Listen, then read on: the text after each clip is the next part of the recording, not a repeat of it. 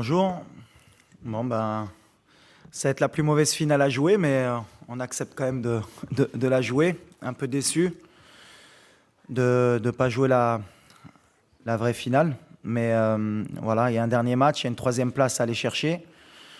On sait que c'est important de finir sur le podium pour nous, surtout pour bien finir le tournoi, même si ça va être difficile avec la fatigue, le coup de massue qu'on a pris derrière la tête. Mais voilà, les Croates aussi ont à cœur aussi de bien terminer la compétition. On les a joués le premier match. C'est un beau clin d'œil de les jouer le dernier match.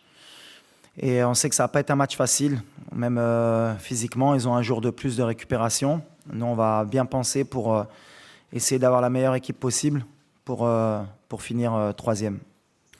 On a nettoyé les têtes déjà parce que quand on perd une demi-finale de Coupe du Monde, et surtout que nous, c'était notre première avec, comme tu l'as signalé, avec toutes les émotions qui vont avec, c'était compliqué. Mais les joueurs ont encore faim, comme j'ai dit. Ils ont envie de bien terminer. Ils se rendent compte qu'il y a encore un match à jouer aussi. Et je pense qu'ils ont bien compris que terminer troisième, ce n'était pas terminer quatrième non plus. Et que ce serait bien de ramener une médaille à la maison, comme on dit. Donc, on a vraiment à cœur de bien terminer la compétition. Et les joueurs, maintenant, ont, je pense, digéré la défaite. Ils se rendent peut-être compte aussi qu'ils étaient en demi-finale de Coupe du Monde et qu'ils font partie des 4 meilleures équipes au monde. Donc ça aide aussi pour nettoyer les têtes et repartir. Déjà, on savait que c'était une des meilleures équipes au monde avant la compétition. Après le premier match, je pense que les deux équipes, on a été décriées par rapport au match qu'on avait fourni. Il y avait beaucoup de personnes qui disaient que les Croates étaient en fin de cycle et qu'on aurait pu créer la surprise. Et ça, c'était de notre côté. Et de leur côté, on leur disait comment ça se faisait qu'ils n'avaient pas battu une équipe marocaine. Aujourd'hui, la fierté qu'on peut avoir les deux équipes déjà, c'est d'être partis en demi-finale et d'être sortis du groupe de la mort. Et je pense que ce sera différent du premier match, où le premier match, les deux équipes, on a beaucoup calculé, il y a eu beaucoup de respect pour prendre au moins un point et avancer dans la compétition. Donc demain, je pense que ce sera plus débridé, il y aura plus d'espace. Je ne sais pas si ce sera le dernier match de Modric en Coupe du Monde, mais connaissant le joueur, et comme c'est un des meilleurs joueurs au monde et que c'est un compétiteur, il va avoir à cœur de bien terminer la compétition. Et quand on a un très grand joueur comme Modric qui a à cœur de terminer la compétition par la meilleure des notes, il faudra se méfier et il faudra les respecter. En tout cas, j'espère qu'il y aura du spectacle pour bien terminer cette compétition. Il y aura beaucoup de respect, je pense, entre les deux équipes encore. Ce sera encore tactique, je pense, parce que les deux équipes voudront gagner. Mais je pense que ce sera un match plus libéré des deux parties. Non, si je dois changer quelque chose par rapport à ce match, par rapport à la France, le plus de regrets qu'on a, c'est que je pense qu'on était, on n'était pas loin et on n'a pas senti une énorme différence entre eux et nous. C'est ce qui nous laisse des regrets. Après, si j'avais quelque chose à changer, j'aurais aimé qu'on ait tous nos joueurs à disposition et à 100%. Mais après, quand on part de ce côté-là, la France, il leur manquait Rabiot, il leur manquait Benzema, il leur manquait Pogba, il leur manquait Kanté. Mais eux, ils peuvent se permettre d'avoir des absents. Nous, aujourd'hui, et c'est l'évolution qu'il faudrait qu'on ait dans le futur, on ne peut pas se permettre aujourd'hui d'avoir 3 de nos défenseurs out. C'est-à-dire que Mazraoui, il a débuté le match, mais il n'était pas à 100%. Aguerd, à la dernière seconde, il a été obligé d'être out. Et Seyss a joué à 60-70%. Il s'est blessé en plus dans les 10 premières minutes. C'était un peu trop pour nous. Alors après, si j'avais quelque chose à changer, est-ce que j'ai pris trop de risques sur cette demi-finale à parier sur ces joueurs-là? Sûrement. Ça va faire partie de mon évolution, de mon expérience. Mais si je devais le refaire aujourd'hui, je le referais. Non, pour répondre d'abord à ça, non, pas du tout. Au contraire, moi, la Croatie, j'ai énormément de respect pour ce pays. Parce que je crois que c'est un pays de 4 millions d'habitants. Quand on voit les joueurs de talent qu'ils arrivent à sortir, l'esprit d'équipe aussi qu'ils arrivent à ressortir, je trouve que c'est extraordinaire. Alors en même temps, c'est un exemple pour nous, même si nous, on est, je pense, pratiquement 6 ou 7 fois plus d'habitants. Mais comme quoi, un pays, en travaillant bien, en prenant le temps, en structurant bien ses clubs et en ayant aussi un bon état d'esprit, peut rivaliser avec les meilleurs. Et la Croatie, aujourd'hui, sur 2 compétitions mondiales, eh ben, fait partie des 4 meilleures équipes du monde en étant un pays de 4 millions d'habitants. Donc c'est respect.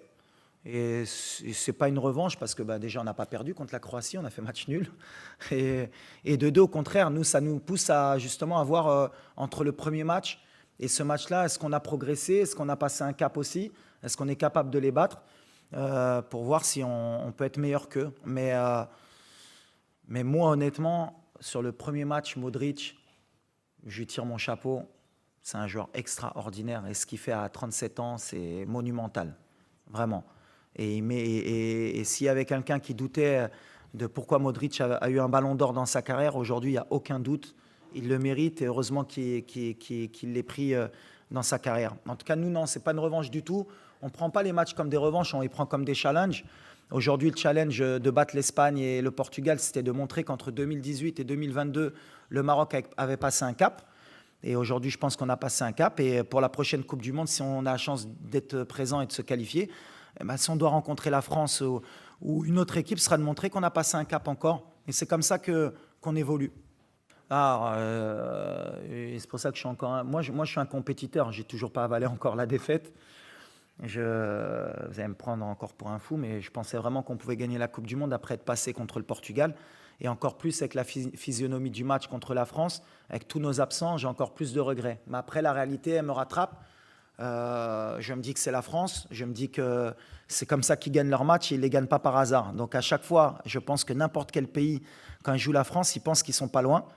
Mais ce petit truc de se dire qu'on n'est pas loin, je pense qu'on est encore loin. Et ils savent comment gagner ces matchs-là. Et nous, on va apprendre de ce match pour l'avenir. Et on prendra aussi exemple sur ce genre de match pour le futur. Mais c'est là où ils vous laissent à chaque fois ce goût amer, c'est que vous sentez que vous n'êtes pas loin, mais à l'arrivée, vous êtes éliminé. Il faut l'accepter. Et aujourd'hui, on est déçus parce que l'engouement qu'il y avait derrière cette équipe, même le peuple s'est mis à rêver, tout le monde s'est mis à rêver. Et quand vous coupez le rêve de quelqu'un, forcément, on est déçu pour notre pays. Mais après le match de demain, Inch'Allah, on va repartir au combat et puis on se rendra compte quand on regardera derrière nous qu'on a fait quelque chose d'extraordinaire. Oui, les joueurs, forcément, ils ont fait toute leur formation aux Pays-Bas. On a beaucoup de joueurs formés là-bas. Avant, l'équipe nationale était formée de beaucoup de joueurs qui venaient du football français. Aujourd'hui, notre pays a beaucoup de binationaux, mais de différents horizons. On a donc les néerlandophones, on a les Belges, on a les Français, maintenant les Hispaniques aussi, et même les Italiens. On essaye de faire un milkshake. Moi, en tout cas, sur leur jeu, oui, ils ont quelque chose d'hollandais, même si, sans critiquer les Pays-Bas, pour moi, les Pays-Bas que j'ai vus ces dernières années, ce n'est pas les Pays-Bas qui m'ont fait rêver, moi, dans les années 90 ou avant, dans les années 80. Même les Pays-Bas ont évolué dans leur style de jeu. Et ces joueurs sont bien formés, tactiquement, techniquement. Et ils apportent aussi une culture de la gagne aussi qu'ils ont et du beau jeu. Donc voilà, nous on en profite. On essaie de faire un milkshake avec tous ces joueurs. Mais aujourd'hui, la base, c'est vrai qu'elle est néerlandophone aussi chez nous au Maroc. Mais le cœur est marocain et c'est ce qu'on essaie de leur faire comprendre. Moi, je pense que ça va être un match équilibré, comme toutes les finales, et beaucoup d'enjeux. Non seulement il y a le trophée majeur, mais il y a le trophée de meilleur joueur aussi, meilleur entraîneur, même si je pense que pour Deschamps, il a montré sur les 10 dernières années en sélection que c'était le meilleur sélectionneur du monde. Donc il n'y a pas de débat. Ensuite, pour Mbappé aussi, parce que voilà, il a peut-être le meilleur joueur, un des meilleurs joueurs de l'histoire en face de lui. Et si un jour il veut peut-être le détrôner, c'est l'opportunité pour lui, avec 2 Coupes du Monde déjà, il aura mis la barre très très haute. Donc voilà, ça va être un match super intéressant. J'espère que ce ne sera pas trop fermé et que le meilleur gagne, même si mon cœur, forcément, il penchera plus pour la France puisque j'ai grandi en France.